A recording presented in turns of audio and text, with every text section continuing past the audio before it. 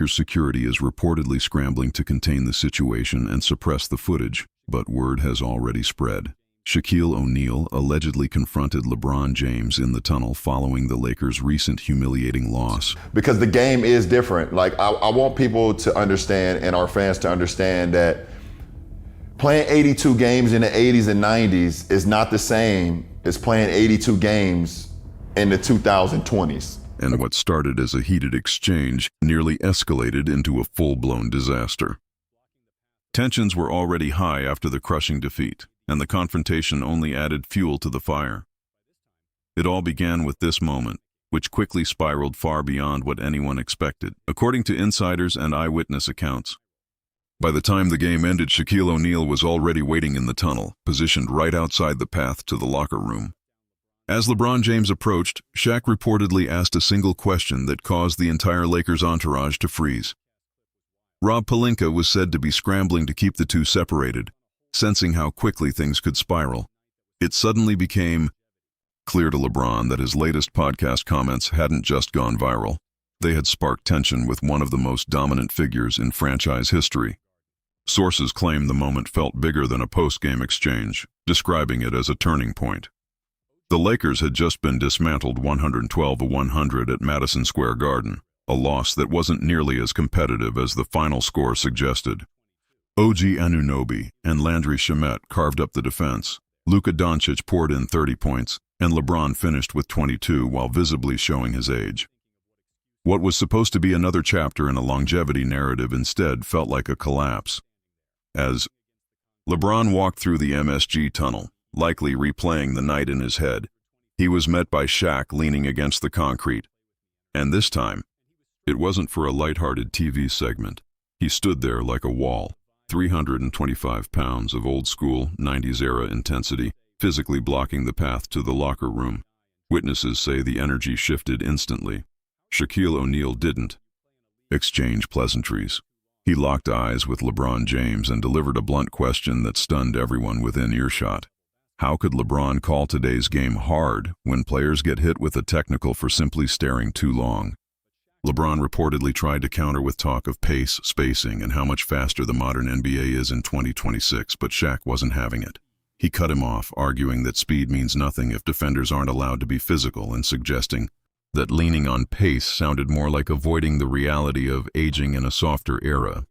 Then he widened the argument, pointing to stars like Anthony Davis and Joel Embiid as examples of how frequently players miss time now compared to the grind of earlier decades. In Shaq's view, his generation played through pain without complaint, while today's stars sit for far less. The exchange reportedly grew so heated that staff members had to step between them, with Lakers personnel scrambling to pull the 7-foot Hall of Famer back as others watched in stunned silence. For Shaq, who entered the league in 1992 and experienced the bruising physicality of the 90s before the hand-checking rules were eliminated in 2004, the confrontation seemed rooted in more than just one podcast comment. It reflected a broader frustration with how dramatically he believes the game has changed. He watched the flagrant foul rules evolve into what he sees as a safety net, and he saw the floor space out more and more until there was barely any room left to stretch it. So when LeBron talks about today's game being harder, Shaquille O'Neal takes it personally, as if it dismisses the grind that past legends endured just to finish at the rim. And the pace argument, which LeBron often leans on, doesn't fully hold up under scrutiny. In the 1984-85 season, the league's average pace was 102 possessions per game, and it remained the same in 1985-86. In 2026, that number sits closer to 99.5. The 1984-85 Denver Nuggets pushed the tempo to a blistering 107, while the Showtime-era Lakers consistently operated above 100, and they did it in an environment defined by hand-checking, hard fouls, and far less freedom of movement. Physicality wasn't incidental, it was embedded in the game. Just look at the so-called Jordan rules, when the Detroit Pistons built a defensive blueprint specifically to punish Michael Jordan every time he attacked the rim, long before flagrant fouls were handed out for excessive contact. By contrast, today's superstars benefit from unprecedented resources.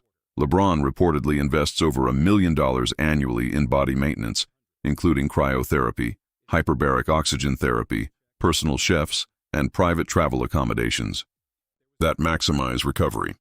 In the 1980s, stars like Charles Barkley and Magic Johnson were flying commercial and staying in standard hotels. For Shaq, who has publicly argued that modern longevity is partly a product of rule changes and improved conditions, the debate isn't just about nostalgia. It's about how dramatically the league's physical and structural landscape has shifted. Interview: in Shaq's view, he wasn't exaggerating. The argument is that if LeBron had to fly coach and absorb nightly punishment from bruisers like Rick Mahorn, sustaining elite production at 41 might have been far less realistic.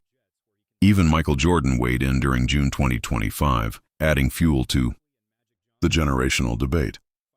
Jordan didn't just question the style of play in today's league. He reportedly raised doubts about whether the same edge and competitive fire that defined earlier eras still burn as intensely in the modern game.